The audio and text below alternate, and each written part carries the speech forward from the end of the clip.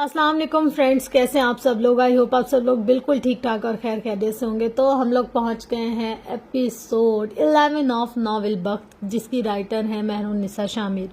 तो हम लोग बगैर कोई टाइम वेस्ट किए इसको स्टार्ट करते हैं। Ready set go. सूरज की रोशनी चारों ओर फैल गई थी। पीली चमकीली धूप ने सारे को अपनी लपेट में ले रखा था। हर गुजरते लम्हे धूप की गर्मी और तपिश बढ़ती जा रही थी। इसी वक्त उमर हयात अपने बंगले की 4 दीवारी का जंगला पार करता अंदर दाखिल हुआ। इसकी आंखें सुर्ख थीं और वो रात भर सोया नहीं था, और अभी अंदर जाने पर एक और आजमाइश इसके लिए तैयार थी। ये सोच इसको थका देती थी। वो आते ही कमरे की जानिब गया था जहाँ हाले थी। दरवाजा अंदर से लॉक था। इसने दस्तक दी 1 बार 2 बार 3 बार और फिर आवाज लगाई 1 बार 2 बार 3 बार। अब जवाब न डांट। अब कि वो परेशान हुआ था और बुलंद आवाज में हाले को पुकारता जोर जोर से दरवाजा बजाने लगा, लेकिन अंदर से कोई जवाब ना पाकर वो भागकर कमरे के लॉक की चाबी ले आया। इसने कांपते हाथों से लॉक में चाबी घुसाई।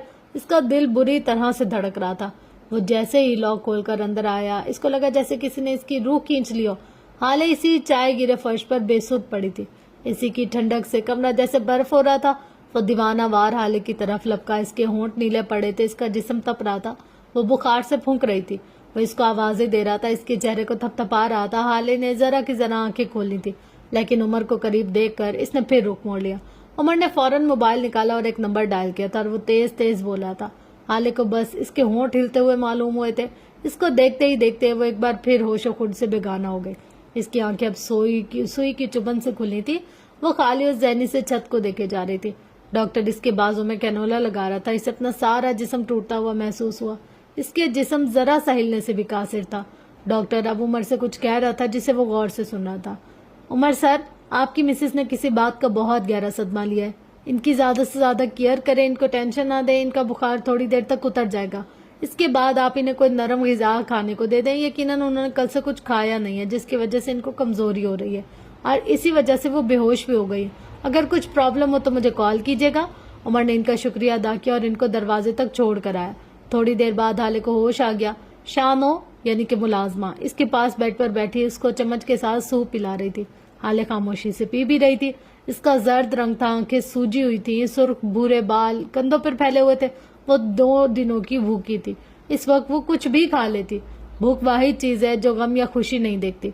उमर दरवाजे की ओर से खड़ा इसको देख रहा था। इस कैमरे से जो कुछ इसको मिला था, इसने उमर के हवास मुअत्तल कर दिए थे। वो ये सब कुछ हाले को कैसे दिखाएगा। इसी वक्त हाले ने इसको दरवाजे की ओट में खड़े देख लिया था। तभी इसकी आंखों में नफरत भरने लगी। इसने शानों का बड़ा हुआ हाथ बुरी तरह झटका। निकल जाए यहाँ से। वो शानों को देखे बगैर बोली थी। इसकी नजरें अब भी उमर पर जमी थी। बीबी जी, थोड़ा सा सूप पी लें, आप बेहतर हो जाओगी। वो लज्जाजत से बोल रही थी। मैं अगर एक बार कह दूं चली जाओ तो चली जाया करो। मुझे मुलाजमों पे चिल्लाना पसंद नहीं है। वो अब के नरमी से बोली थी। शानों खामोशी से बर्तन समेटती चली गई। उमर अब दरवाजे की चौखट पे खड़ा था, सीने पर बाजू बांधे, नरम सी नजर से हाले को देखता हुआ। मुझे सस्पेंड कर दिया गया। आपने कल जो बयान दिया, इसकी वजह से अब मुझ पर इंक्वायरी बैठेगी, और फिर शायद तभी मैं बहाल हो सकूं। इसके लहजे में कोई दुख नहीं था। वो बस संजीदगी से बता रहा था। मुझे तुम्हारी शक्ल देखने का और तुम्हारी आवाज सुनने का कोई शौक नहीं है। मेरे सामने कम से कम आया करो। जब जब तुम्हें देखती हूँ, तुम्हें कत्ल करने का इरादा मजबूत हो जाता है। आपके वालिद साहब जज थे ना। वो इसको देखता इसके करीब आता कह रहा था। आपको इतना तो पता होगा कि किसी को सजा सुनाने से पहले इसको सफाई का मौका दिया जाता है। इसके खिलाफ सबूत देखे जाते हैं। इसके खिलाफ गवाहियां ली जाती है, फिर कहीं जाकर इसको मुजरिम करार दिया जाता है। अब आप बताएं, आपके पास क्या सबूत है?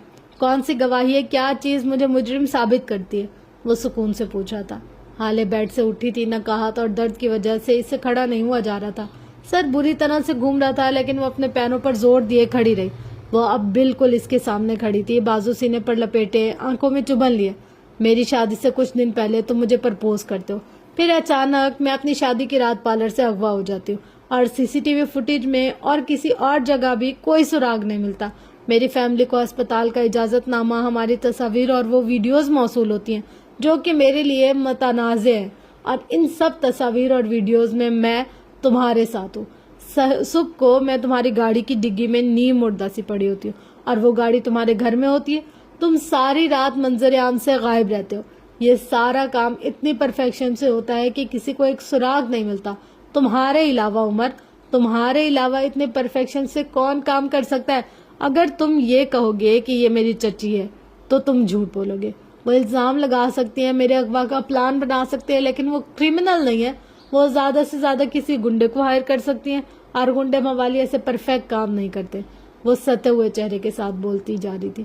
اس کے سامنے سے ہٹی اور باہر جانے کو قدم موڑ دیے جب اس کو عقب سے عمر کی آواز بلند ہوتی ہوئی محسوس ہوئی. آپ کہاں جا رہی ہے؟ حالے دروازے کی چوکھٹ پر رک گئے. تمہیں یہ حق کس نے دیا کہ تم مجھ سے سوال جواب کرو؟ تمہیں کیا لگتا ہے تم نے میرے ساتھ جو کچھ کیا میں معاف کر دوں گی تمہیں؟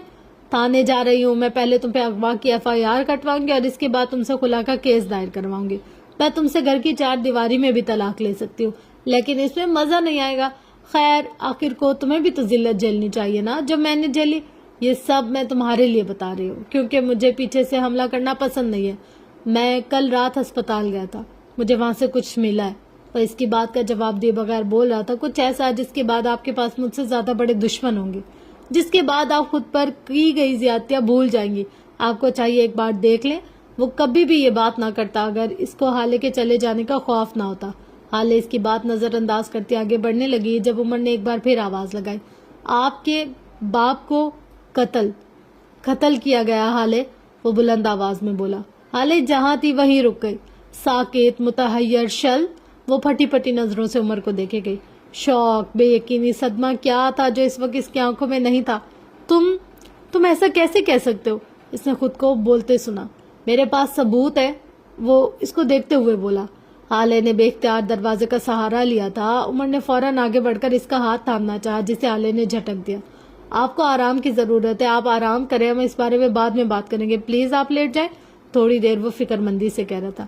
مجھے دکھاؤ کیا ہے تمہارے پاس، کس نے کیا ہے یہ سب کچھ بتاؤ مجھے، وہ پھٹی ہوئی آواز میں چلائی تھی.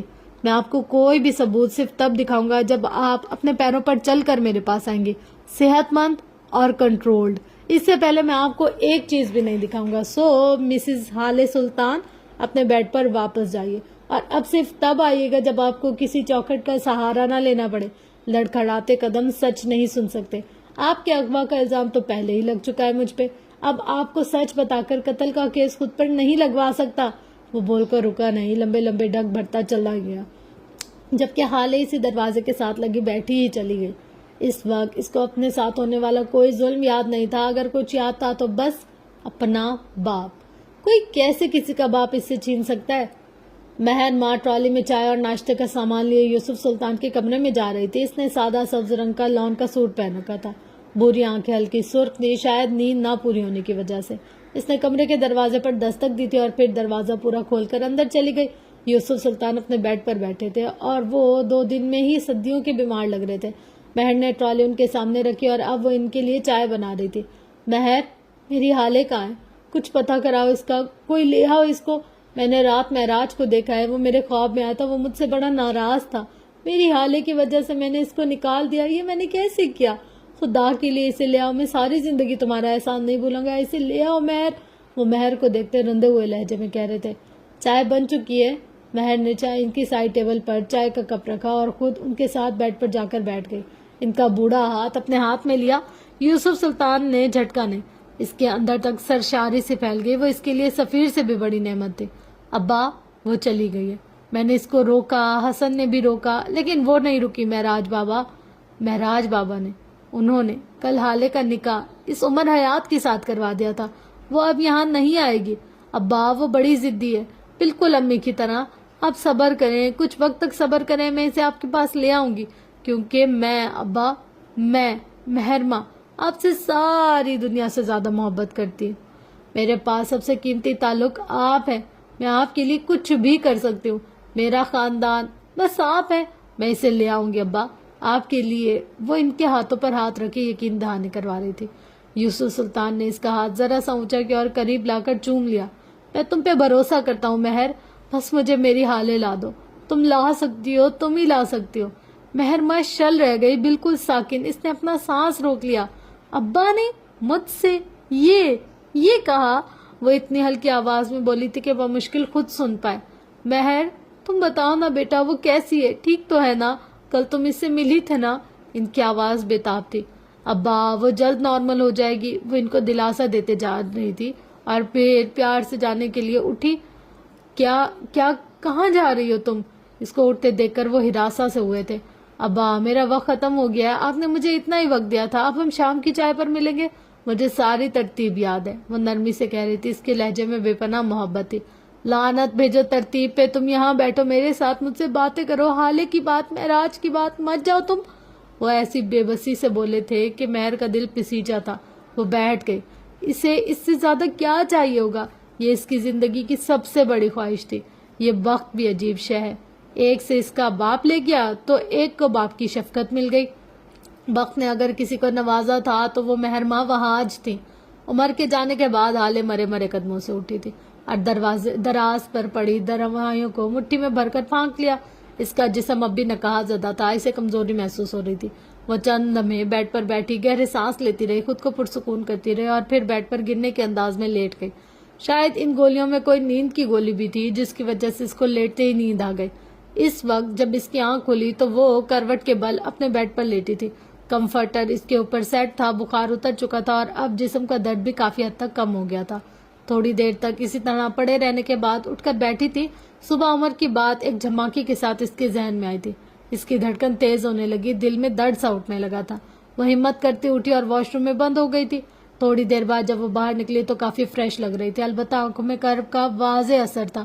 وہ کمرے سے نکل کر نیچے چلی آئی۔ شانو سے عمر کے بارے میں پوچھا، وہ چھت پر تھا۔ شانو نے اس کو راستہ بتا دیا۔ اس نے جیسے ہی چھت پر قدم رکھا عمر سامنے ہی جائے نماز پر بیٹھا نظر آیا۔ حالے کی آنکھوں میں کرچیاں سی بھرنے لگی۔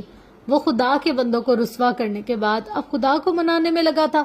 وہ چلتی ہوئی اس کے بالکل پاس جا کھڑی ہوئی، عین اس کے عقب میں۔ اس نے عمر کی پیٹھ کو دیکھتے ہوئے بولنا شروع کیا، بابا کہتے تھے حقوق العباد میں ہیرا پھیری کرنے والے حقوق اللہ کبھی نہیں نبھا سکتے۔ اللہ سے محبت کرنے والے کے لیے ضروری ہے کہ اس کی مخلوق سے بھی محبت کرو، ان کا حق نہ کھاؤ، ان پر ظلم نہ کرو، اس کی بنائی ہوئی چیزوں سے محبت کرو، جس سے وہ محبت کرتا ہے ان سے محبت کرو۔ اللہ نے مجھے بڑی محبت سے بنایا ہوگا، وہ مجھ سے بھی 70 ماؤں جتنی محبت کرتا ہوگا۔ تم میرے ساتھ ظلم کر کے اب اللہ کے آگے کیسے خود کو کلیئر کرنے آئے ہو؟ تمہیں خدا سے شرم نہیں آتی؟ وہ تنزیہ لہجے میں کہہ رہی تھی۔ عمر نے اس کی جانب نہیں دیکھا، اس کی نظریں ڈوبتے سورج اور نارنجی سے سیاہ ہوتے آسمان پر جمی تھی۔ میری اماں کہتی اللہ کے ساتھ اپنا معاملہ ہمیشہ درست رکھو۔ بندوں کا کیا ہے؟ شکوے شکایتیں کرنا ان کا کام ہے۔ حقوق العباد کبھی نہ کبھی ٹھیک ہو جاتے ہیں یا کر لیے جاتے ہیں۔ حقوق اللہ نہ خراب ہوں کسی بھی نفرت یا محبت کی وجہ سے۔ جو اللہ 70 ماؤں سے زیادہ محبت کرتا ہے وہ بندے کے دل آپ کے لیے نرم کر ہی دے گا، ان سے آپ کے معاملات درست کروا ہی دے گا، آپ کے دل سے بھی مہرے ہٹا دے گا۔ بس شرط یہ ہے کہ اس کو نہ چھوڑو، اس سے تعلق جوڑے رکھو، درد میں، مصیبت میں، غم میں، خوشی میں، ہمیشہ۔ اور بات اگر شرم کی ہے تو اماں کہتی ہے اللہ سے کچھ بھی کہنے میں شرم نہ محسوس کرو، اس سے کہہ دو جو دل میں ہے، جو دماغ میں ہے، سب کہہ دو۔ وہ خدا ہے، اسے بات کرنے کی ضرورت نہیں ہے ہمیں۔ اگر حل چاہیے تو اس سے بات کے بغیر کوئی جھجک شرم کے آپ اس سے بات کر سکتے ہو، اس سے مدد مانگو، اس سے پکارو۔ حقوق اللہ میں کوتاہی نہ کرو، حقوق العباد خود بخود درست ہونے لگیں گے، کیونکہ جو خدا کے سامنے جھکتا ہے، اس سے محبت کرتا ہے، اس سے ڈرتا ہے، وہ اس کے بندوں کے ساتھ غلط کر ہی نہیں سکتا۔ اللہ اس کا خود دل نرم کر دیتا ہے، بالکل چڑیوں کی طرح۔ مجھے تمہاری باتوں سے کوئی سروکار نہیں ہے عمر، ادھر دیکھو مجھے، میں اپنے قدموں پر کھڑی ہوں، مجھے بتاؤ میرے باپ کے ساتھ کیا کیا، کس نے کیا، کیا ہوا؟ آخر میں اس کی آواز کانپی تھی۔ اپنے والدین کی بیماری یا موت کے بارے میں بات کرنا کسی بھی اولاد کے لیے سب سے مشکل کام ہوتا ہے۔ وہ خاموشی سے اٹھا تھا، جائے نماز طے کی اور نیچے چلا گیا۔ تھوڑی دیر بعد جب وہ واپس آئے تو اس کے ہاتھ میں ایک لیپ ٹاپ اور USB تھی۔ وہ وہیں چھت پر پڑے ایک میٹ پر بیٹھ گیا، حالے کو اشارے سے بیٹھنے کا اشارہ کیا۔ وہ مارے بندے اس سے ذرا فاصلے پر بیٹھ گئی۔ وہ واقعی اپنے خاندان کے آدمیوں کو وہاں اکیلا چھوڑ کر نہیں آیا تھا، وہ کسی کو ایسے چھوڑ کر آیا تھا جو کبھی جھوٹ نہیں بولتا، وہ جو چاہ کر بھی جھوٹ نہیں بول سکتا، جس کی وفاداری غیر مشروط تھی۔ اس نے وہاں کیمرہ چھوڑا تھا، اس نے وہاں مشین چھوڑی تھی۔ انسان جھوٹ بول سکتے ہیں، مشین نہیں۔ عمر نے USB کنیکٹ کی تھی، فائلز پر کلک کر کے اس نے USB میں موجود واحد ویڈیو کا پلے کا بٹن دبایا۔ لیپ ٹاپ کی اسکرین پر ایک منظر ابھرا تھا۔ مہراز سلطان تکیوں سے ٹیک لگائے نیم دراز تھے، حالے نے بے اختیار اپنے دل پر ہاتھ رکھا تھا۔ وہ اب کبھی ان کو اس طرح نہیں دیکھ پائے گی، اس کا دل ڈوب کر ابھرا تھا۔ اسی وقت ہسپتال کے اس پرتعش وارڈ میں شمس سلطان داخل ہوئے۔ ان کے ہاتھ میں ایک آسمانی رنگ کی موٹی فائل تھی، ویڈیو کلیئر تھی، اس ویڈیو سے ابھرتی آوازیں کلیئر تھی۔ کانوں میں پگھلا سیسا ڈالتی آوازیں، روح کھینچتے منظر سب کلیئر تھے۔ حالے بغیر پلک جھپکے سانس روکے اس منظر کو دیکھے گئے۔ وہ مہراج سلطان کے پاس رکھے صوفے پر بیٹھ گئے تھے۔ عمر نے کچھ مناظر سکپ کیے تھے۔ اب اس نے دوبارہ ویڈیو کو چند منٹ آگے سے شروع کیا تھا۔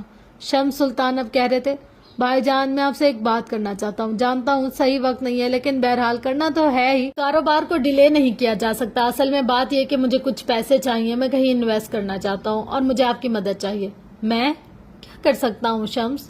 تمہارے پاس مجھ سے زیادہ پراپرٹی ہے، میرے پاس تو بس ایک گھر ہے اور ایک دو پلاٹس۔ گھر میں حالے کے نام کر چکا ہوں اور دونوں پلاٹس حسن کی پڑھائی اور شادی کے لیے۔ وہ میرے بچوں کی سیفٹی ہے، تم مجھ سے کیا چاہتے ہو؟ ان کا لہجہ سنجیدہ تھا۔ شمس مسکرائے تھے، آپ بھول رہے ہیں بھائی جان، آپ کے پاس ہیون ہے، اب بھی لوگ اس کو مارکیٹ پرائس سے ڈبل پرائس پر خریدنے کو تیار ہیں، اور وہ ہسپتال اور ہیون کے ساتھ والی زمین، آپ یہ سب کیسے بھول گئے بھائی؟ اگر ان میں سے سب کچھ میں سے کوئی ایک بھی جگہ بیچ دی جائے تو ہمیں کروڑوں کا فائدہ ہو سکتا ہے۔ آپ میرے ساتھ مل جائے بھائی، پھر دیکھیے گا ہمارا کاروبار کہاں سے کہاں پہنچ جائے گا۔ مہراج سلطان سیدھے ہو کر بیٹھ گئے۔ کس نے کہا اب وہ کاروبار ہمارا ہے؟ ان کی ٹھنڈی آواز نے جیسے شمس کو برف کر دیا۔ جس دن میں یہاں سے باہر آؤں گا میں تمہاری کمپنی سے اپنے شیئرز نکال لوں گا، میں اپنا 50% لے لوں گا، کیونکہ اب میں مزید تمہارے ساتھ کوئی کاروبار نہیں کرنا چاہتا۔ جو لوگ میری اولاد کے نہ ہو سکے وہ میرے کیا ہوں گے؟ تم لوگوں نے میرے بچوں پہ ہاتھ اٹھایا، وہ بھی تب جب میں ہسپتال میں ایڈمٹ تھا۔ اگر میں مر گیا تو تم لوگ تو میرے بچوں کی بوٹیاں ہی نوچ لوگے۔ شمس میں اب سلطان منزل بھی واپس نہیں آؤں گا، میں اپنے بچوں اور بیوی کے ساتھ کہیں اور شفٹ ہو رہا ہوں، تمہارے اور میرے راستے آج کے بعد علیحدہ ہیں۔ نہیں بھائی، آپ ایسا نہیں کر سکتے، اس وقت اگر آپ نے اپنے شیئرز نکال لیے تو میں تو برباد ہو جاؤں گا۔ میں آپ کو ہرگز ایسا نہیں کرنے دوں گا، میں آپ کا بھائی ہوں، آپ میرے ساتھ ایسا کیسے کر سکتے ہیں؟ وہ مارے بوکھلاہٹ کے یہاں سے وہاں چکر لگانے لگے تھے۔ ٹھیک ہے، میں تمہیں وقت دیتا ہوں، تم سٹیبل ہو جاؤ، میں بھائی ہوں تمہارا، تمہیں برباد ہوتا نہیں دیکھ سکتا، لیکن تمہارے پاس بس 6 مہینے، اس کے بعد میرا تمہارا کاروبار سے کوئی تعلق نہیں ہوگا، اور اگر تمہیں پیسوں کی ضرورت ہے تو تم میرا ایک پلاٹ بیچ دو اور جب تم سٹیبل ہو جاؤ تب واپس کر دینا۔ وہ سہولت سے کہہ رہے تھے، مجھے آپ کا پلاٹ نہیں چاہیے، مجھے ہیون چاہیے۔ آپ کو ایک بات کیوں سمجھ میں نہیں آتی؟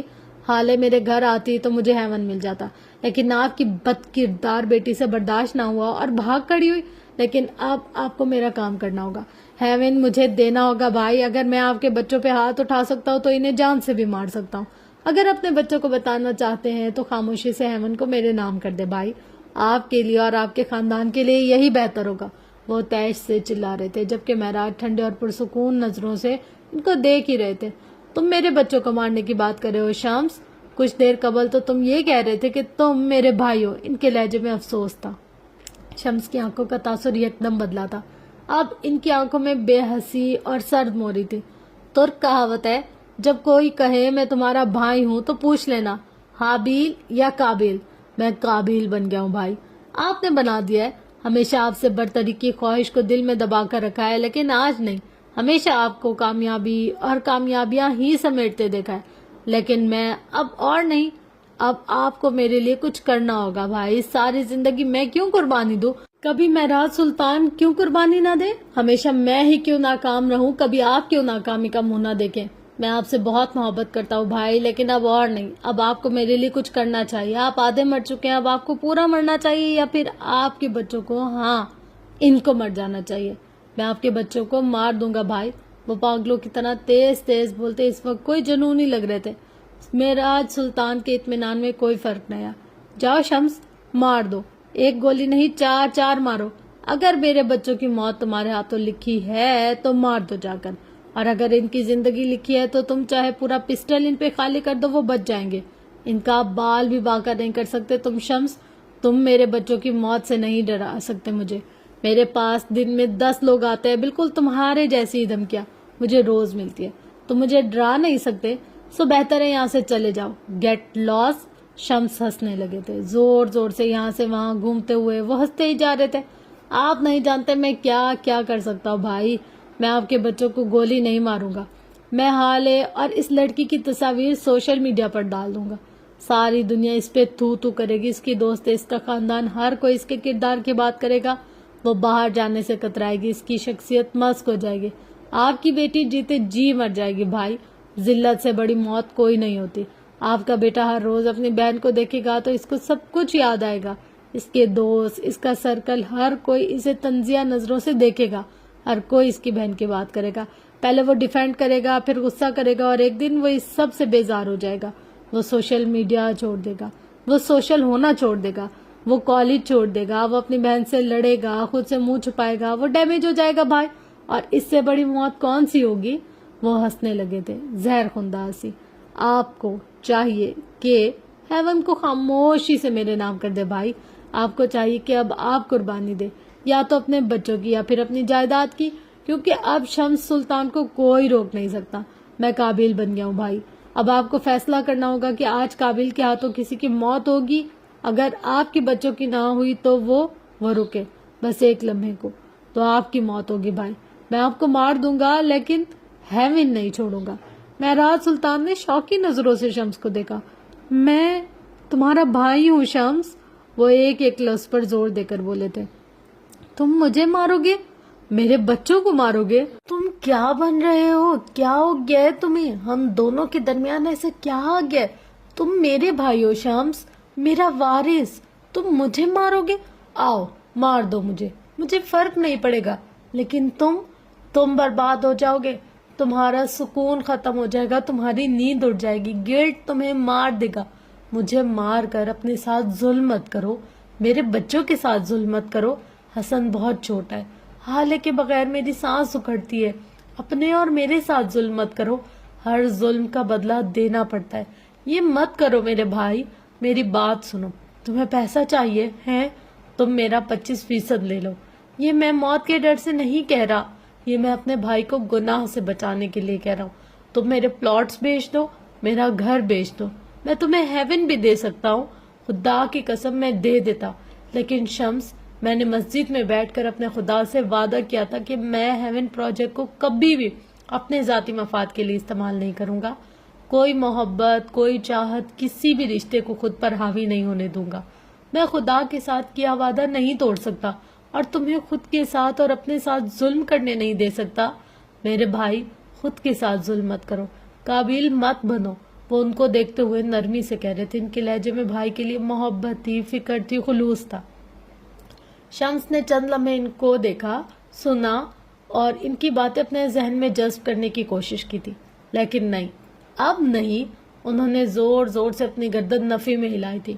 آپ کی جذباتی تقریر مجھے متاثر نہیں کر سکتی. میں ایک مشین ہوں، ایک روبوٹ. میرا مقصد بس پیسہ ہے، میرا عشق، میرا جنون بس پیسہ ہے. ایسی لفاظیوں نے کئی سال پہلے بھی مجھ پر اثر انداز ہونا چھوڑ دیا تھا.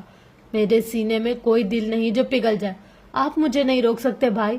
آپ نے ہمیشہ اپنی انہی باتوں کی وجہ سے مجھ پر برتری حاصل کی. مجھ سے بہتر پایا، میں نے سب کچھ برداشت کیا. کیا آپ کو حق پہنچتا تھا کہ آپ مجھے ہزاروں لوگوں کے بیچ میں کھڑے ہو کر تھپڑ مارے؟ میں کتنے دن شرمندہ رہا، آپ کو اندازہ ہے؟ آپ نے مجھ سے معافی تک نہیں مانگی بھائی. ہمیشہ آپ نے ہمیشہ میرے ساتھ یہی کیا، خود کو بہتر ثابت کیا اور مجھے لوزر، فیلئر. انہوں نے اپنی پیشانی پر آیا پسینہ صاف کیا تھا. آج نہیں، آپ کی باتیں آج نہیں سنوں گا میں. آپ کو بس ایک کام کرنا ہوگا، بس ایک. انہوں نے لپک کر وہ آسمانی فائل اٹھائی تھی اور مہراج کے بالکل سامنے جا کھڑے ہوئے. اس فائل پر سائن کر دے بھائی. آپ کو کرنا ہوگا کیونکہ اب آپ مجھے نہیں روک سکتے. آپ کو چاہیے کہ اب گھر بیٹھ جائیں. ویسے بھی آپ کی بیٹی نے جو کچھ بھی کیا، اس کے بعد سارا شہر ہم پہ تھو تھو کر رہا ہے. بس آپ سائن کر دے پلیز. وہ ان کے ہاتھ میں زبردستی پین تھپاتے ہوئے کہہ رہے تھے.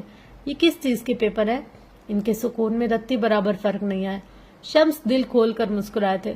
ان پیپرز میں صاف لکھا ہے کہ آپ مہراج سلطان اپنا ہیون پروجیکٹ مجھے یعنی شمس سلطان کو بیچ رہے، اور اس کے بدلے میں میری کمپنی میں 25% شیئرز خرید رہے ہیں. میں جانتا ہوں میری کمپنی کے 25% شیئرز کی ویلیو بمشکل آپ کے ہیون پروجیکٹ کی قیمت کے 40% کے برابر ہو جائے. آپ کی پراپرٹی زیادہ قیمتی ہے، وہ ہیرا ہے، اور آپ کو اس کو کوڑیوں کے دام بیچنا ہوگا. لیکن ہم تو بھائی ہیں نا. آخر میں طنز سے ہنسے. سائن کرے بھائی، سائن. اب کے مہراج کے چہرے پر اضطراب پھیلا. یہ جھوٹ ہے، بالکل جھوٹ، بکواس ہے یہ. میں نے وہ 25% خریدے ہیں، میں تمہیں پے کر چکا ہوں. شمس، تم جھوٹ بول رہے ہو. میں نے تمہیں رقم دی تھی، میں نے اپنے اثاثے دیے تھے. یہ بکواس ہے.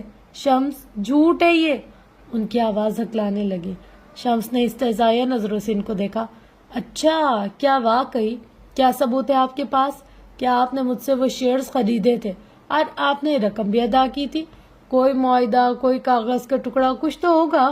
कहाँ है कुछ? बताएं भाई, क्या सबूत है आपके पास? आज तक मेरी कंपनी के सब शेयर्स मेरे नाम पर है भाई। आपको जो 25% देता रहा हूँ इसे मेरी इमदाद समझ लें। और महराज सुल्तान को जैसे ट्रक ने कुचल दिया। वो साकित हो गए, बिल्कुल बर्फ। मैंने कहा था शम्स, हम मुआहिदा कर लेते हैं, लेकिन तुमने बस रकम ली। तुमने कहा था तुम मेरे भाई हो। इनकी आवाज टूटी फूटी थी। शम्स के चेहरे पर मकरू सी मुस्कुराहट आई। वो इनके करीब झुका था, बिल्कुल कान के पास। जब कोई आपसे कहे मैं आपका भाई हूं तो पहले पूछ लेना हाबिल या काबिल। वो इनके कान में सूर फूंकर पीछे हटे थे। महराज सुल्तान का सीधा हाथ अपने दिल पर गया। कई साल कबल जब महराज सुल्तान ने शम्स से इनकी कंपनी, जो कि यूसुफ सुल्तान के नाम थी लेकिन वरासत में शम्स के हिस्से में आई थी, अभी इसकी कागजी कार्रवाई नहीं हुई थी, इस कंपनी के शेयर्स खरीदने चाहे थे, तब शम्स ने इनसे कोई मुआहिदा नहीं किया था। बस लफ्जी बातें हुई थी और महराज सुल्तान ने सारी रकम शम्स के हवाले कर दी थी। कंपनी से मिलने वाले मुनाफे का 25% महराज सुल्तान को मिल जाया करता था। महराज के सीने में दर्द शुरू हो गया। वो अपने सीने पर हाथ रखे दोहरे होने लगे। इनका सांस उखड़ रहा था। डॉक्टर को बुलाओ। शम्स, मुझे दर्द हो रहा है, दर्द हो रहा है मुझे बहुत। उमर को बुलाओ। शम्स, उमर को बुलाओ, बहुत दर्द हो रहा है। शम्स भाई जाओ, डॉक्टर को बुलाओ। शम्स, मेरा माल गजब नहीं कर सकते तुम। गाजिब मत बनो, मेरे बच्चों का हक है ये। मेरा हसन वो छोटा है बहुत, मुझे मरने मत दो। डॉक्टर को बुलाओ। हाले का क्या होगा शम्स? मेरे बच्चे रुल जाएंगे। डॉक्टर को बुलाओ, हसन बहुत छोटा है। इनके अल्फाज टूटे फूटे थे, दर्द शदीद था। वो अपने सीने को मसल रहे थे। इनका चेहरा सुर्ख होने लगा, जिस्म पसीने से शराबोर था। शम्स भमे भीचे इनको देखे गए। आपका दामाद आ ही जाएगा भाई, लेकिन आज आपको साइन करने ही होंगे। शम्स ने इनके हाथ में जबरदस्ती पेन थमाई थी और फाइल अपने हाथ में ले रखी थी। महराज के हाथ से पेन छूटा था। इनके हाथ कांप रहे थे। वो बार बार नफी में सर हिलाते जा रहे थे। उमर को बुलाओ, डॉक्टर को बुलाओ। शम्स, मैं भाई हूँ तुम्हारा। दर्द हो रहा है, बुलाओ डॉक्टर को। लेकिन शम्स तो जैसे इनकी सुन ही नहीं रहे थे।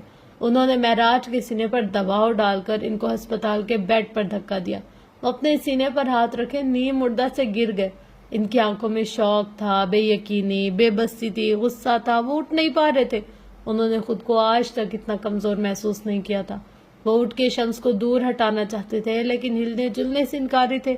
शम्स इनको गिराकर खुद इन पर हावी हो गए थे और इनका एक हाथ पकड़कर इसमें एक बार फिर पेन थमाया था। अब की बार उन्होंने महराज का हाथ छोड़ा नहीं था, बल्कि अपने साथ से इसको पकड़ रहे। महराज सुल्तान के जिस्म से जैसे सारी तवानाई निकल गई थी। वो बेदम होकर गिर पड़े। इनका दिल रुकने लगा था। दर्द ऐसा था कि अलग। शम्स ने इनका हाथ पकड़कर एक जगह साइन किया था। वो सारा दिन साथ होते थे, इनके साइन से वाकिफ थे। ये हेवन के कागजात थे। उन्होंने सफ़ा पलटाया था और एक और मतलूबा जगह पर साइन किया था। ये हेवन से मुल्हिका ज़मीन के कागजात थे। सफ़े पलटे थे और 2 आखिरी साइन हुए थे। ये हेवन अस्पताल और हेवन स्कूल के कागजात थे। शम्स पीछे हट चुके थे। इनका काम हो गया था। महराज सुल्तान की उम्र भर की कमाई लुट चुकी थी। शम्स सुल्तान ने फातिहाना नजरों से इस आसमानी फाइल को देखा और एक नजर महराज सुल्तान के बेजान वजूद को भी देखा। एक लम्हे को, बस एक लम्हे को उनका दिल डूबा था, लेकिन अगले ही लम्हे इनकी आंखें सफाक हो गई, हर किस्म के जज्बात से आ रही। इसी वक्त वीडियो बंद हो गई। लैपटॉप की स्क्रीन तारीक हो गई। लैपटॉप की स्क्रीन को देखती हाले के काटो तो बदन में लहू नहीं। वो शशुद सी बैठी थी। इसका सारा जिस्म कांप रहा था। इसकी आंखें फटी की फटी रह गई। वो शौक थी। इसके बाबा को घेर कर मारा गया था। वो कर्ब की इंतहा पे थी। पास बैठे उमर के तासुरात स्पॉट थे, अलबत्ता इसकी आंखों का जख्मीपन दिल दहला देता था। हाले का शौक और गिल्ट खत्म हो गया था और अब कबूल करने का मरहला था। اس نے قبول کر لیا تھا اس کا باپ مر گیا، حالانکہ آنکھوں میں ہلکی سی نمی آئی، پھر اس کی آنکھیں ڈب آئی تھی اور یکدم اس کی آنکھوں سے پانی کا ریلا سا بہنے لگا۔ وہ زور زور سے رونے لگی جیسے بچے روتے ہیں۔ عمر اس کو روتے ہوئے دیکھتا رہا۔ اسے آج یہ آنسو برے نہیں لگے تھے، آج یہ آنسو نعمت لگے تھے۔ بابا بابا، میرے بابا مر گئے، وہ مر گئے۔ عمر تم نے دیکھا وہ مر گئے، ان کو مار دیا گیا، ہمیں یتیم کر دیا گیا، میرا بھائی یتیم ہو گیا، میں یتیم ہو گئی، میرے بابا کو مار دیا گیا۔ اللہ اللہ، کوئی ایسا کیسے کر سکتا ہے؟ کوئی کسی کے باپ کو کیسے مار سکتا ہے؟ اللہ میں کہاں جاؤں؟ میرا باپ مر گیا، یا اللہ کوئی ایسا کیسے کر سکتا ہے؟ میرا باپ مر گیا، وہ تو میرے چچا تھے، وہ ایسا کیسے کر سکتے ہیں؟ اللہ اللہ۔ وہ آسمان کی طرف دیکھتے ہوئے زور زور سے روتی جاتی تھی اور کہتی جاتی تھی، میرا دل بند ہو رہا ہے اللہ، کوئی کسی کے باپ کو کیسے مار سکتا ہے؟ آپ ایسا کیسے ہونے دے سکتے ہیں؟ کسی کا باپ کیسے مار سکتا ہے کوئی؟ آپ کیسے ایسا ہونے دے سکتے ہیں؟ یہ ظلم ہے اللہ، آپ کو کسی کو مجھ پر ظلم کرنے نہیں دینا چاہیے تھا۔ کیوں اللہ میں ہی کیوں؟ میرا ہی باپ کیوں؟ وہ چیخ رہی تھی، رو رہی تھی، اس کا باپ مر گیا تھا، یہ غم تھا، اس کے باپ کو قتل کیا گیا تھا، یہ ناسور تھا، اور ناسور کبھی ختم نہیں ہوتے۔ یہ ایک 2 کمروں کا چھوٹا سا اپارٹمنٹ تھا، دیوار پر جا بجا لگی پینٹنگز تھیں، چھوٹا سا لاؤنج اور اوپن کچن، بس یہی نرمین اور نوح کی ساری دنیا تھی۔ ان کے والدین ایک کار کریش میں مر گئے تھے، تب نوح 15 سال کا تھا اور نرمین 6 سال کی تھی۔ تب سے لے کر اب تک نوح اور نرمین کی ساری ذمہ داری ان کے خالو فہیم مرزا پر آ چکی تھی۔ وہ دونوں اس وقت لاؤنج میں رکھے صوفے پر بیٹھے چائے پی رہے تھے جب ڈور بیل بجی۔ نوح چائے کے کپ کو میز پر رکھتا دروازے کی طرف بڑھ گیا، لیکن اس کو دروازہ کھولنے کی ضرورت نہیں پڑی۔ یاقوت اپنے ہاتھ میں موجود کارڈ سے دروازہ کھول کر اندر پہنچ گیا تھا۔ نوح کو دیکھتے ہی اس نے کارڈ کو ہوا میں لہرائے۔ اس نے سفید سلک شرٹ کے ساتھ سفید جینز پہن رکھی تھی، بال جیل سے پیچھے کو جمائے، وہ کافی اچھا لگ رہا تھا۔ برو، تمہیں آنے کی کیا ضرورت تھی؟ میرے پاس کارڈ تو تھا، خواہ زحمت کی تم نے، وہ مصنوعی افسوس سے کہہ رہا تھا۔ نوح خاموشی سے اس کو دیکھتا رہا۔ کیوں آئے ہو یہاں؟ کیا کام تھا؟ اس کا لہجہ بے لچک تھا۔ یار، اس ASP کو سسپینڈ کر دیا گیا ہے، سیلیبریشن پارٹی دے رہا ہوں میں، انوائٹ کرنے آیا ہوں تمہیں۔ وہ دونوں چلتے ہوئے لاؤنج میں آ گئے۔ یاقوت ایک صوفے پر دھپ سے گر گیا تھا، اس کے ذرا فاصلے پر نرمین بیٹھی تھی۔ نرمین ایک دبلی پتلی صاف رنگت اور سیاہ لمبے بالوں والی خوش شکل سی لڑکی تھی۔ اس کے چہرے میں سب سے زیادہ متاثر کن اس کی سبز آنکھیں تھی۔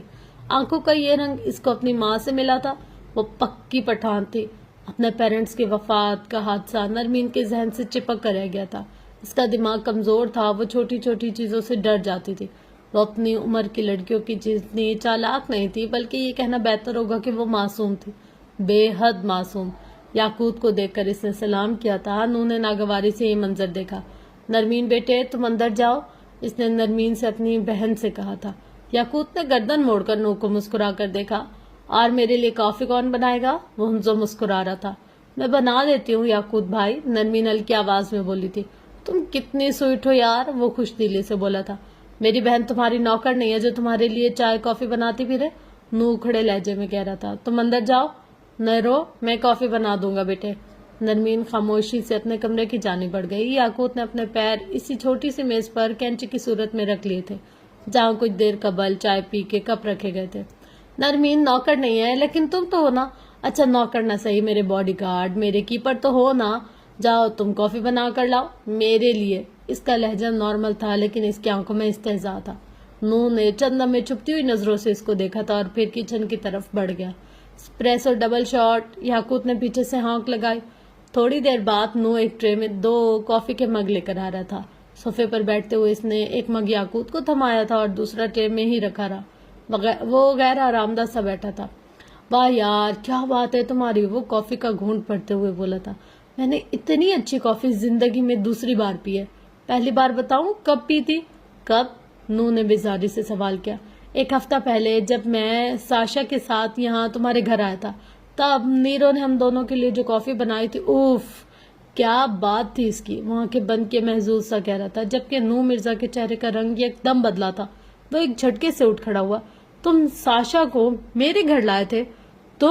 تمہاری ہمت کیسے ہوئی؟ تم اپنی گرل فرینڈ کو لے کر میرے گھر آئے میری غیر موجودگی میں اور میری بہن کی موجودگی میں. وہ بچی ہے معصوم, کیا اثر پڑتا ہوگا اس پر؟ تمہاری جرت کیسے ہوئی؟ او خدایا, وہ ساشا کتنی بدزمان ہے, گالی دیے بغیر نہ اس کی بات شروع ہوتی اور نہ ختم. ہر 10 منٹ بعد وہ ایک سگریٹ پیتی ہے. تم ایسی لڑکی کو میرے گھر لے آئے ہو؟ میری بہن کے پاس کس کی اجازت ہے؟ بول نہیں رہا تھا, وہ گھرا رہا تھا. اس کا بس نہیں چل رہا تھا کہ یاقوت کا منہ نوچ لے. ریلیکس برو, اتنی بھی بچی نہیں ہے تمہاری بہن. اور کیا ہو گیا اگر میں اپنی گرل فرینڈ کو یہاں لے بھی آیا تو؟ میں یہاں سے گزر رہا تھا, سوچا تمہارے گھر سے ہوتا جاؤ. تم نہیں تھے اور نیرو نے مجھے بذات خود دعوت دی تھی تو میں اندر آ گیا. بٹ آئی سویئر ساشا نے اسموکنگ نہیں کی تھی یار. وہ اٹھا تھا اور نو کے پاس جا کر اس کے کان کے قریب جھکا تھا. اس نے بس ایک ڈرگ ڈوز لیا تھا, وہ سرگوشی نما آواز میں کہہ رہا تھا. نو کا رنگ سفید پڑنے لگا تھا, اس کی آنکھیں بے یقینی سے پھیلی تھی. اس نے بغیر یہاں وہاں دیکھے یاقوت کو بازو سے پکڑا تھا اور اسے تقریباً گھسیٹتا ہوا دروازے کی جانب لے جانے لگا. یاقوت ہنستے ہوئے اس کے ساتھ کھینچا جا رہا تھا.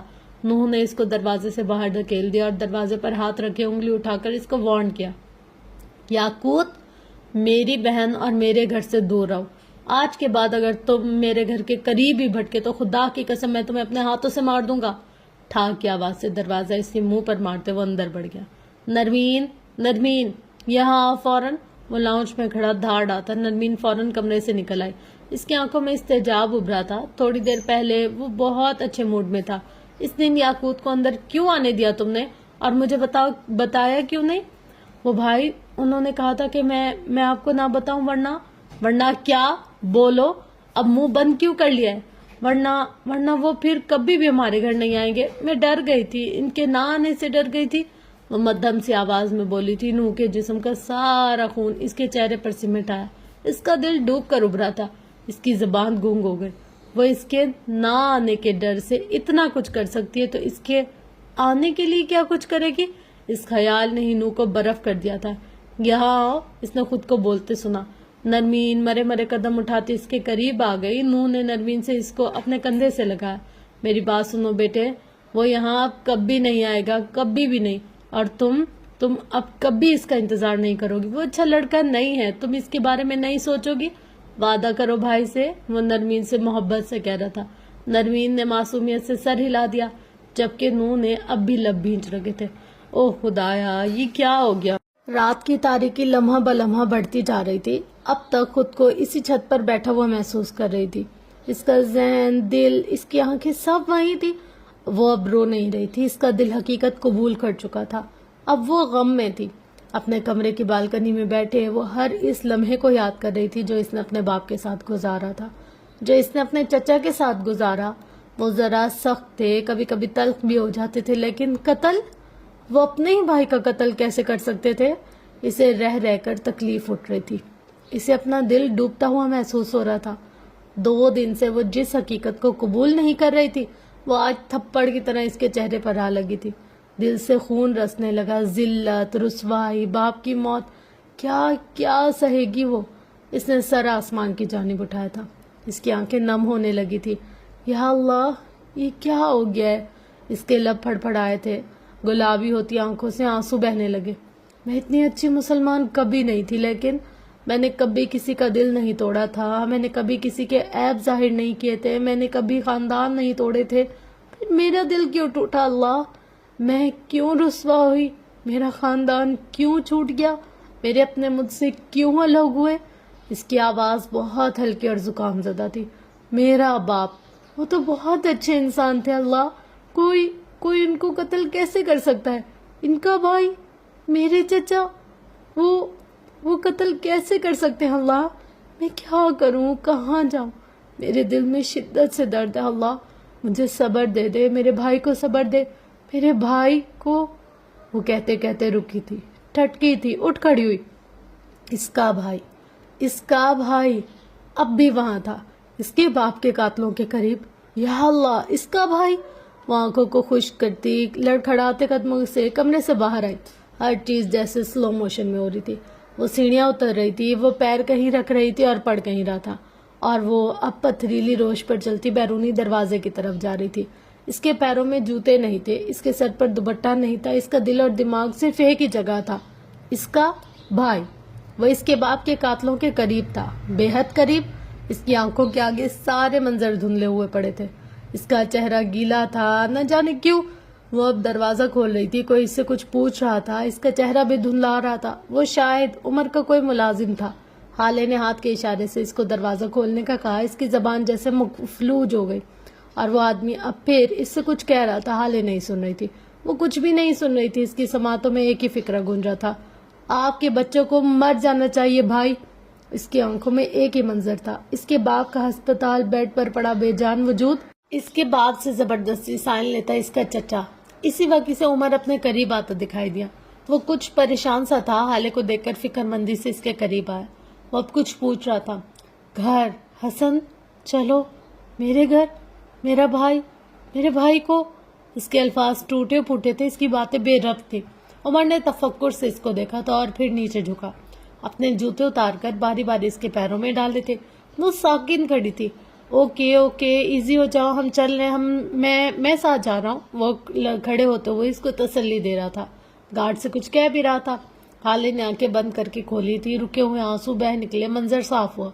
वो अब उमर के साथ गाड़ी में बैठी थी। वो बार बार नजरें मोड़कर इसको देखता था, वो नहीं देख रही थी। इसे कुछ भी दिखाई नहीं दे रहा था। इसे अपने भाई के पास जाना था जल्द अज जल्द।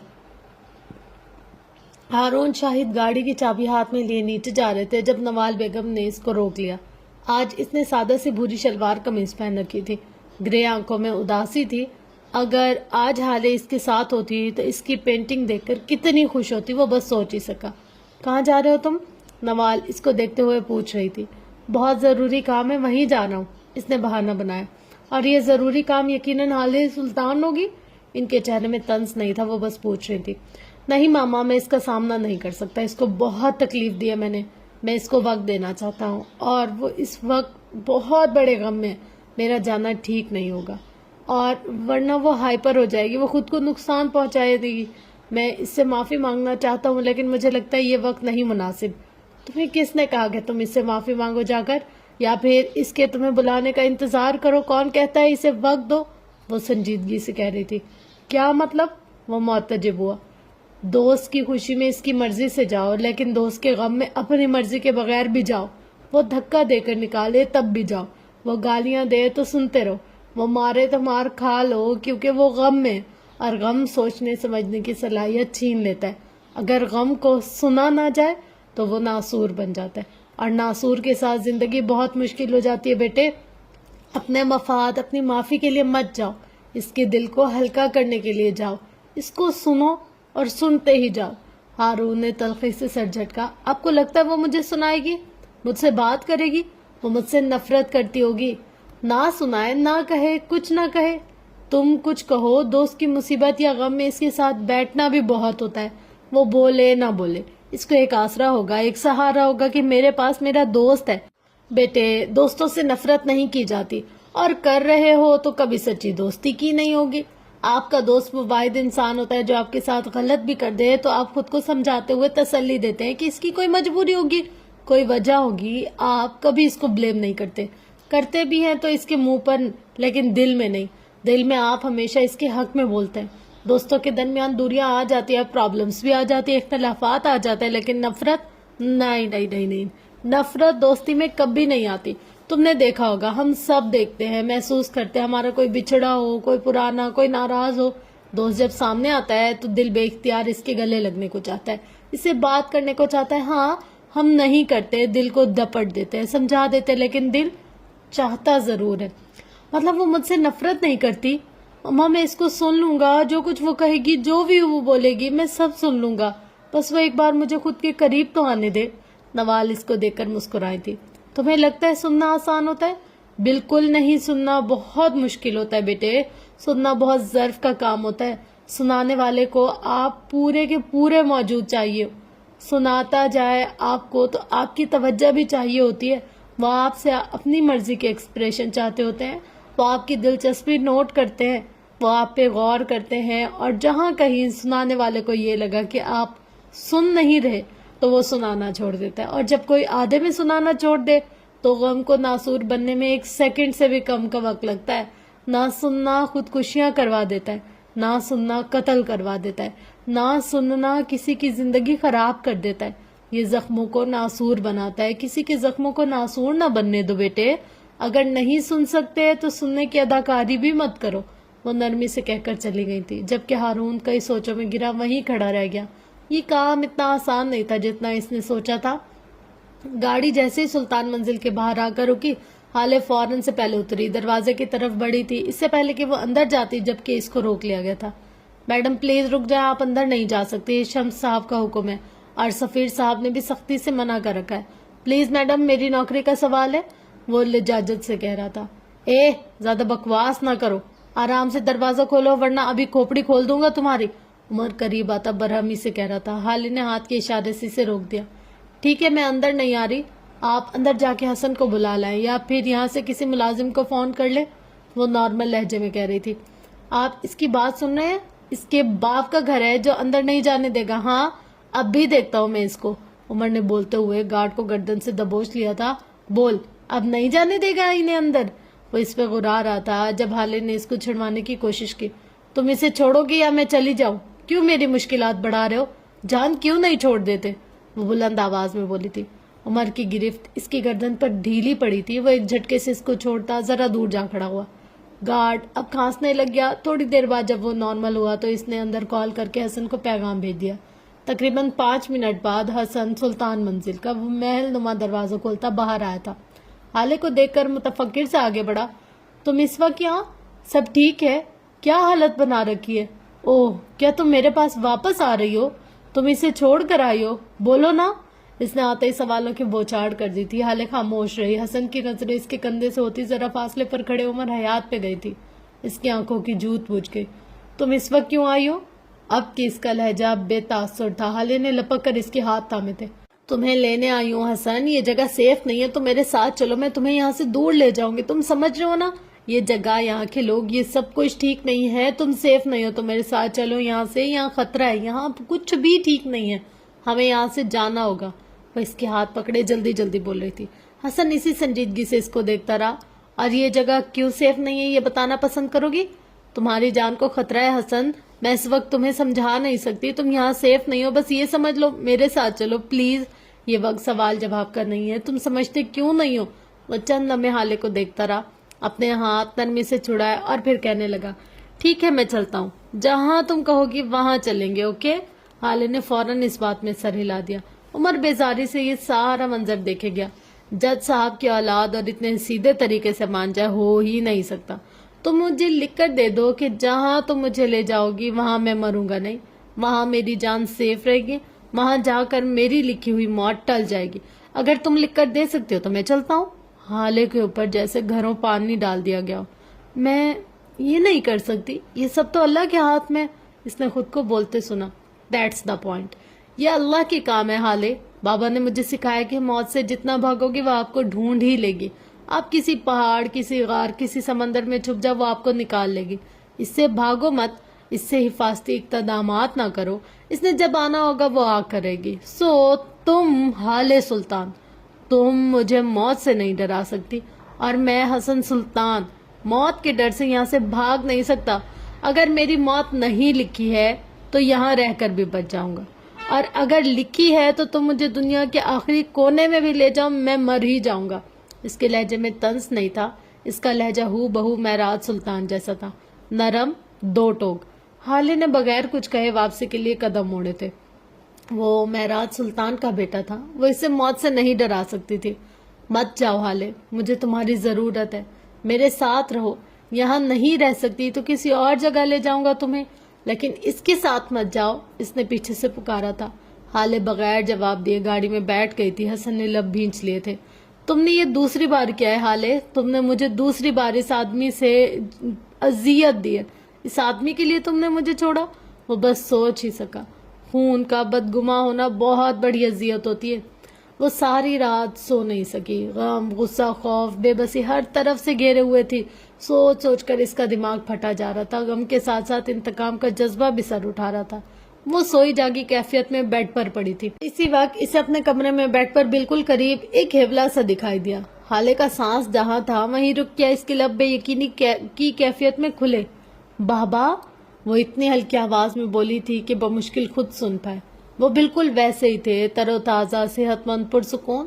حالے ششد سے انہیں دیکھے گئی۔ یہ کیا حالت بنا رکھی ہے بچے؟ ان کی آواز میں فکر تھی۔ تم میری مضبوط بیٹی ہو، تم ہار نہیں سکتی، میں نے تمہیں ہارنا نہیں سکھایا۔ اس کی آنکھیں نم ہونے لگی۔ آپ مجھے چھوڑ کر چلے گئے بابا، مجھے لگا آپ اب نہیں آئیں گے، میں ڈر گئی تھی۔ آپ اب واپس نہیں جائیں گے نا؟ وہ ان کے قریب نہیں جا رہی تھی، اسے خوف تھا کہیں وہ ان کے پاس جا کر انہیں کھو نہ دے۔ مجھے جانا تھا بیٹے، میرا وقت آ گیا تھا، میں یہاں مزید نہیں رہ سکتا تھا، میرا یقین کرو میں یہاں سے بہتر جگہ پر ہوں۔ لیکن تم حالے، تم نے خود کو کیا کر لیا؟ یہ تم نہیں ہو، یہ میری مضبوط بیٹی نہیں ہے۔ اس کے آنسو مزید روانگی سے بہنے لگے۔ میرا خاندان ٹوٹ گیا ہے بابا، آپ چلے گئے، حسن میرے ساتھ نہیں آنا چاہتا، میں انتقام لینا چاہتی ہوں لیکن میں اتنی مضبوط نہیں ہوں، میں کیسے اپنے حق واپس لوں، میں کیسے اپنے خاندان جوڑوں؟ آپ کو مرنا نہیں چاہیے تھا، کسی بھی باپ کو مرنا نہیں چاہیے۔ مہراز سلطان نے افسوس سے اس کو دیکھا۔ میں نہیں بتاؤں گا تمہیں کیا کرنا ہے، تمہیں خود کرنا ہوگا حالے، اپنے لیے لڑنا ہوگا، کوئی تمہارا ساتھ نہیں دے گا۔ یہ کوئی فیری ٹیل نہیں ہے جہاں کوئی شہزادہ آ کر تمہارے غم سمیٹ لے گا، تمہیں اندھیری غار سے نکال لے گا، یا پھر تمہارے فرعون جیسے چچا سے تمہارا محل واپس دلوائے گا۔ یہ زندگی ہے، یہاں تمہیں خود گرنا ہوگا، خود اٹھنا ہوگا، خود اپنے زخموں پر مرہم رکھنا ہوگا۔ تمہارے لیے صرف تم ہو حالے، صرف تم اپنے گدھے جیسے چچا سے اپنی زمین اپنے دم پر لوگی۔ اپنی فتنہ چچی کا الزامات کا سامنا اکیلے کرنا ہوگا تمہیں، ان کو جھوٹا اپنے دماغ سے ثابت کرنا ہوگا۔ تمہارے لیے ہر دفعہ سفیر کا اٹھا ہاتھ عمر حیات نہیں روکے گا، اپنے بھائی اپنے خاندان کو خود جوڑنا ہوگا۔ یاد رکھو حالے، یہ فیری ٹیل نہیں ہے، یہ زندگی ہے، یہاں تمہیں اپنے شہزادہ خود بننا ہوگا۔ انتقام کے پیچھے مت جاؤ، یہ سکون چھین لیتا ہے، اپنے حق کے پیچھے جاؤ، یہ زندگی نڈر بنا دیتا ہے۔ تم فیری ٹیل کی سنڈریلا نہیں ہو جس کے پیچھے کوئی جوتا لے کر آئے گا، تمہیں اپنے قدموں پر خود ٹھہرنا ہوگا۔ تم رپنزل نہیں ہو، تمہیں کوئی محل کی قید سے نکالنے نہیں آئے گا، تمہیں اپنی دنیا اپنی آنکھوں سے دیکھنی ہوگی۔ تم سنو وائٹ نہیں جس کی ماں کے جادو سے بچانے کے لیے 7 بونے آئیں گے، تمہیں اپنا خاندان خود بچانا ہے، تمہیں اپنی بقا کی جنگ خود لڑنی ہوگی۔ تم ایک عام لڑکی ہو بیٹا، تمہیں اپنی کہانی کا شہزادہ خود بننا ہوگا۔ تم حال سلطان ہو، میں نے تمہیں سہاروں کے ساتھ چلنا نہیں سکھایا، میں نے تمہیں زخمی ٹانگوں کے ساتھ لڑکھڑا کر چلنا ضرور سکھایا، لیکن جہاں کہیں کوئی بھی ترہم سے ہاتھ دے کر آگے بڑھانا چاہے، اس ہاتھ کو جھٹکنا بھی سکھایا۔ وہ بے حد نرمی سے کہہ رہے تھے۔ حالے نے گلابی پڑتی آنکھوں سے ان کو دیکھا۔ اور عمر، آپ نے اسے میرے ساتھ کیوں بھیجا ہے؟ وہ مسکرائے تھے۔ عمر شہزادہ نہیں ہے بیٹے، عمر کہانی کا دوسرا وکٹم ہے، یہ اس کی بقا کی جنگ ہے۔ جہاں آج تم ہو، کئی سال پہلے وہ یہاں سے گزر چکا ہے۔ تم دونوں اس جنگ کو ایک ساتھ لڑو گے تو جیت جاؤ گے، الگ ہو جاؤ گے تو کاٹ دیے جاؤ گے، کچل دیے جاؤ گے۔ ساتھ رہنا سیکھو، ساتھ لڑنا نہ سیکھو۔ بار بار تمہارے پاس میں نہیں آ سکتا، میرے پاس اتنا ہی وقت تھا، مجھے جانا ہوگا۔ تم عمر کو مت چھوڑنا، کبھی کبھی بھی نہیں، کبھی بھی نہیں۔ حیولا مدھم ہو کر غائب ہو گیا۔ حالے متوحش سی چلانے لگی، میں آپ کے بغیر نہیں رہ سکتی، میں کچھ نہیں کر سکتی، میری فیری ٹیل کی شہزادی، میں تو وہی ہوں نا۔ میرے لیے کسی کو بھیج دے بابا، یا پھر آپ آ جائیں، آپ میرا سپورٹ سسٹم تھے، آپ کو آنا چاہیے بابا۔ وہ چیخ مارتی ایک جھٹکے سے اٹھ بیٹھی تھی، اس کا سارا جسم کانپ رہا تھا، اسی کے باوجود اس کا سارا بدن پسینہ پسینہ ہو گیا تھا۔ اس نے یہاں وہاں دیکھا، ہراساں نظروں سے، متلاشی نظروں سے وہ بیڈ سے اٹھ کر دیوانہ وار کھڑکی کی جانب بھاگی تھی۔ اس کا باپ نہیں تھا، وہ کہیں نہیں تھا، وہ وہیں زمین پر بیٹھتی ہی چلی گئی۔ اس کے آنسو ایک بار پھر روانی سے بہنے لگے۔ آنسوؤں کا بہنا اذیت نہیں ہوتی، ان کو پہنچنے کے لیے کسی کا نہ ہونا اذیت ہوتی ہے۔ عمر کے بنگلے کا سب سے بڑا اور نفیس کمرہ تھا وہ، جس میں عمر رہتا تھا۔ کنگ سائز لکڑی کا سادہ سا بیڈ جس پر کسی قسم کی کوئی ڈیزائننگ نہیں کی گئی تھی، وہ سادہ تھا، بالکل سادہ۔ کمرے میں ایک طرف بڑا سا صوفہ رکھا تھا، سرمئی رنگ کی کھڑکیوں پر لگے پردے بھی گرے ہوئے تھے اور بیڈ شیٹ بھی گرے ہی۔ اس کمرے میں ایک واحد چیز سفید ماربل کا فرش تھا، دیوار گیر الماریاں بھی گرے رنگ کی تھی، شاید اسے اس رنگ سے بہت پیار تھا۔ کمرے کا مالک اس وقت باتھ روم سے باہر آیا تھا، اس کے بال گیلے تھے اور ہمیشہ کی طرح ماتھے پر بکھرے ہوئے۔ وہ تولیے سے ان کو خشک کردہ باہر آیا۔ اب وہ اپنے بیڈ کی دراز پر جھکا کچھ ڈھونڈ رہا تھا جب اس کی نظر ایک گھڑی پر پڑی۔ اس نے گھڑی کو ہاتھ میں اٹھا لیا تھا اور بیڈ کے کنارے بیٹھ گیا۔ اس گھڑی پر نرمی سے ہاتھ پھیرے گیا، نرمی سے، محبت سے وہ اسے دیکھے گیا، یاس سے، कभी कभी कोई बेजान चीज, कोई नाम, कोई पुकार, कोई अच्छा या बुरा जायका, कोई बात, कोई चेहरा आपको कई साल पीछे माजी में ले जाकर छोड़ आता है। आप जाना चाहें या नहीं, वहां से आपकी वापसी तभी होती है जब आपका दिल या दिमाग वापस आना चाहता है। उमर हयात को भी एक ऐसा लम्हा कहीं दूर, बहुत दूर माजी में ले गया, शायद अच्छे वक्तों में या शायद बुरे वक्तों में। वो दरवाजे के सामने रखी प्लास्टिक की कुर्सी पर बैठा था, ऐसे कि सर दीवार से लगा था। फजर की अजान में 10 मिनट बाकी थे और वो अभी से सो रहा था। इसकी आंखें बंद थी, टांगे जरा सुकड़ी हुई, शायद इसको सर्दी लग रही थी कि सुबह में हल्की हल्की फनकी हो रही थी। महराज सुल्तान आज इस्लामाबाद से वापस आए थे। घर जाने के बजाय उन्होंने हेवन का चक्कर लगाना जरूरी समझा। वो कार से उतरकर नीचे आए, तब भी उमर दीवार से सर लगाए सो रहा था। इसके बाल माथे पर बिखरे थे, मगरूराना नाक सोते हुए भी अकड़ी हुई थी। महराज इसको देखकर मुस्कुराए थे। अगर ये कहा जाए कि वो घर जाने से पहले इसको देखने आए थे तो ये भी गलत ना होगा। इस लड़के से इनको पता नहीं क्यों एक उनसियत सी महसूस होती थी, जैसे कभी कहीं पहले भी मिले हो। वो इस बच्चे में जब इससे मिले थे तब भी वापस जाते वक्त उमर का चेहरा इनके दिल को यूं ही जकड़ रहा था। वो जान नहीं पाते थे, तभी उन्होंने नफीसा से ज्यादा मिलना छोड़ दिया था। इसी वक्त इसने हल्की हल्की आंखें खोली थी और अपने बाजू पर हाथ मारा था, शायद मच्छर था। महराज को सामने देखकर इसकी आंखें पूरी खुल गई थी। वो उठ खड़ा हुआ, घबरा कर नहीं, शर्मिंदगी से भी नहीं, बस खड़ा हुआ था। तुम रोज इसी तरह सो जाते हो? उन्होंने करीब आकर पूछा। जी बिल्कुल, जवाब फौरन आया। इसकी आंखों में सुर्खी थी, शायद नींद की वजह से। महराज ने इसको घूर कर देखा। बॉस के सामने अपनी गलती छुपाते हैं लड़के, झूठ बोलकर या बहाना बनाकर मुलाजमत में यह एटीट्यूड नहीं चलता। जी बिल्कुल। उन्होंने जी बिल्कुल पर जोर दिया। मुझे झूठ से सख्त नफरत है और बहाना मैं बनाता नहीं हूँ। रही बात मुलाजमत की, तो मैं आपका मुलाजिम भी नहीं हूँ। इसका लहजा आम था, इसमें ढूंढने से भी तलखी या बदतमीजी नहीं मिलती थी, क्योंकि आपने मुझे एक बार भी पे नहीं किया। और आपको पता है कि मैं हर रोज रात को सो जाता हूँ, लेकिन आपने मुझे एक बार भी नहीं टोका। इससे साफ जाहिर होता है कि आप मुझे मुलाजिम नहीं समझते, आप मुझे फेवर दे रहे हैं। और आखिरी बात, मैंने इस दिन आपको अपनी मम्मा को मैसेज करते देख लिया था, मैं इनका नंबर जानता हूँ। सो अब आप मुझे ये बताएं कि अब मैं मुलाजिम हूँ या अब आप मुझे फेवर्स देना चाहते हैं? वो इनके करीब खड़ा इनकी आंखों में देखता हुआ पूछ रहा था। और अगर मैं कहूँ कि फेवर दे रहा हूँ तो? इनका अंदाज पुरतजस्सुस था। उमर ने कंधे उचकाए। तो मैं आज ही यहाँ से चला जाऊंगा। मैं यहाँ फेवर्स लेने नहीं आया, मैं जिस मकसद के लिए आया हूँ वो खुद ही कर लूंगा। यहाँ चौकीदार बनने नहीं आया मैं। इसका लहजा बेतासुर था। महराज खुलकर मुस्कुराए थे। तुम्हें मैं कोई पागल बुढ़ा लगता हूँ या तुम्हें लगता है कि मैं सठिया गया हूँ? मैं क्यों तुम पे रोक टोक नहीं करता?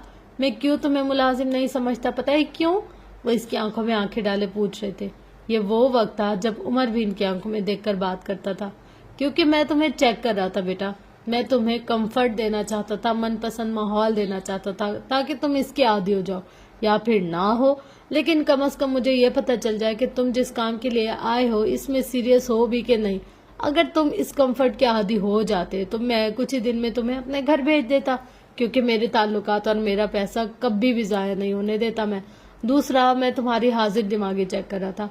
मुझे ये जानना था कि तुम क्या क्या चीजें नोट करते हो। मैंने वो मैसेज तुम्हें दिखाने को ही किया था। तुम्हें क्या लगता है आगे वाली सीट खाली होने के बावजूद मैं तुम्हें पीछे बिठाऊंगा?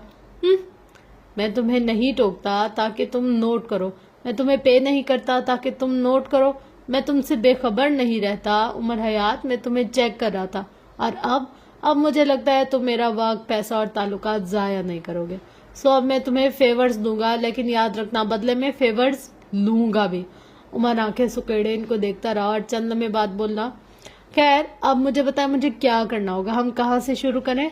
महराज ने कंधे उचकाए। करना क्या है? चौकीदारी करोगे और क्या? पहले अपनी नींद से लड़ना सीख लो, फिर दुनिया से भी लड़ लेना। मैं नफीसा नहीं हूँ, इसने तुम्हें क्राई बेबी बना दिया। मैं नहीं बनाऊंगा। मुझसे अगली बार बात करो तो अपनी नींद को हरा कर बात करना, इसके बाद आगे का देखा जाएगा। वह एहसान करने वाले अंदाज में बोले। उमर हस्बे तवक्का भड़क गया। मैं खुद से अपना काम कर सकता हूँ, मुझे किसी की जरूरत नहीं है, मैं नींद का कच्चा हूँ, आप जानते हैं। वो तेवरी चढ़ाए कह रहा था। महराज ने सर झटका। यहाँ से उंगली से जरा दूर इशारा किया। 2 किलोमीटर दूर बस अड्डा है, जाओ घर जाओ, ये काम तुम्हारे बस का नहीं। और अगर नहीं जाना चाहते तो ये हाथ से एक सिल्वर घड़ी उतारी थी। ये अलार्म वॉच है, हर घंटे बाद इसका अलार्म बजेगा। मैं सेट कर चुका हूँ, آج رات یہ پہن کر چوکیداری کرنا، نیند نہیں آئے گی، اور اگر آ بھی گئی تو یہ سونے نہیں دے گی۔ وہ کہہ کر اپنی گاڑی کی طرف بڑھ گئے۔ عمر بے بسی بھرے غصے سے ان کو جاتے دیکھتا رہا۔ میں جس دن کچھ بن گیا نا، آپ پہ چائلڈ لیبر کا کیس کروں گا، یاد رکھیے گا۔ اس نے پیچھے سے ہانک لگائی تھی۔ تمہاری ماں کو اور تمہیں اس کے علاوہ آتا بھی کیا ہے؟ وہ مڑے بغیر بولے تھے، پھر گاڑی کے قریب رکے تھے، اس کی طرف گھومے بھی تھے۔ وہ آپس کی بات ہے، اتنا بڑا بچہ میں نے پہلی بار دیکھا ہے۔ وہ مسکراہٹ دبا کر بولے اور گاڑی میں بیٹھ گئے۔ عمر پیچھے کلستا ہی رہ گیا۔ ایج شیمنگ کا کیس بھی کروں گا میں، وہ بڑبڑاتے ہوئے اندر چلا گیا۔ اپنے کمرے کے بیڈ پر بیٹھا عمر حیاتیات سے مسکراتا تھا۔ اس سلور گھڑی اور اس کے مالک نے اسے بہت فیورز دی تھی۔ اب عمر حیات کی باری تھی۔ اوئے ہوئے جی، کیا چیز ہے پیسہ، وہ ایک سانگ ہے نا، کیا بات ہے، کیا چیز ہے پیسہ، رشتے، اپنے، پیار، محبت، خلوص، چاہتے، سب ان کاغذ کے ٹکڑوں کی نظر ہو جاتے ہیں۔ ایک بھائی اتنا سفاک، اتنا ظالم یار، جو وہ ڈائلاگ تھے نا حال ہے کہ اللہ کے ساتھ کنورزیشن کے، اللہ اوئی ان کو پڑھ کر جو میری کنڈیشن ہوئی نا، مطلب لٹرلی سچ میں مجھے رونا آ رہا تھا کہ یار دیکھو، اگر نہ ظلم کرنے والا غیر ہونا، اس کا اتنا فیل بھی نہیں ہوتا کہ یار وہ غیر ہے، اس کو کیا پتا، اور جب ہمیں پتا ہو کہ ہم پہ ظلم کرنے والا ہمارا کوئی اپنا ہے، تو اس بات کی اذیت اور تکلیف کے تو کیا ہی کہنے۔ بس آئے ہائے، اللہ تعالیٰ ہر کسی کو نا حاسدین کے شر سے بچائے۔ یہ حسد ہی ہے جو انسان کو کھا جاتی ہے۔ مطلب اس انسان کو یہ نہیں برداشت ہوا کہ میرا بھائی گرو کر رہا ہے، ترقی کر رہا ہے، اس کی لائف کچھ بن رہی ہے، کچھ بھی اچھا اس کی زندگی میں ہو رہا ہے، اس کو حسد دکھا گیا ہے شمس کو۔ اللہ تعالیٰ کسی کو کتنا ہی کیوں نہ دے دے، پر وہ حسد جو ہوتی ہے نا، وہ بہت گندی چیز ہوتی ہے۔ اس لیے تو اللہ پاک نے صورتیں نازل کی ہیں اس حسد سے بچنے کے لیے۔ آخر یہ اتنی خطرناک قسم کی کوئی چیز تھی تو اس لیے ہم لوگ چاروں کل پڑھتے ہیں، آیت الکرسی پڑھتے ہیں، اس چیز کے شر سے بچنے کے لیے۔